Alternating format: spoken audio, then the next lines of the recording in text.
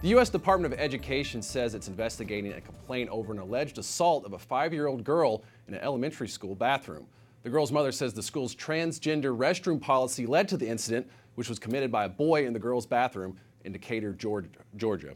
Joining me now is Christiana Holcomb, legal counsel for the Alliance Defending Freedom. Christiana, welcome back to the program. Thanks for having me. You say the school put this young girl in harm's way because of its policy.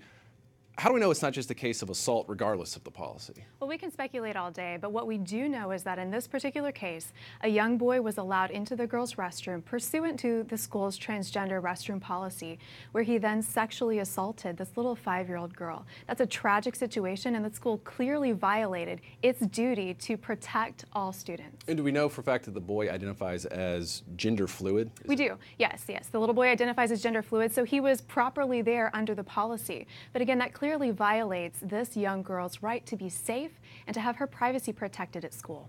Now, some parents in the Georgia School District say they weren't aware of this policy. It became public when it was posted by the superintendent on Facebook. He says protections for transgender students have been in place for at least 10 years. What responsibility do schools have to allow the parents to know what policies are put in place? Well, schools certainly have an obligation to inform parents, but I think the bigger problem here relates to the transgender restroom policy in and of itself. These policies clearly are not working. They put a little 5-year-old girl in harm's way, which resulted most tragically in her own sexual assault. Now, the U.S. Department of Education, the Office for Civil Rights there, has launched an investigation into the school's response.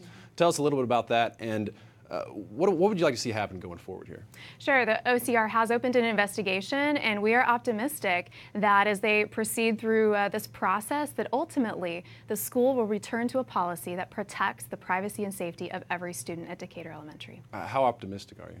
I think we're quite optimistic. There's a significant amount of facts that support the little girl's alleged sexual assault, and so we're optimistic that when carefully considered and looked into, that the school will ultimately do the right thing and return to a policy that protects every child. Is this about justice for the little girl, or is it about overturning a controversial policy? First and foremost, it's about justice for the little girl. Her sexual assault was completely disregarded by her own school district, which has an obligation under federal law to investigate. We want to see justice done for her.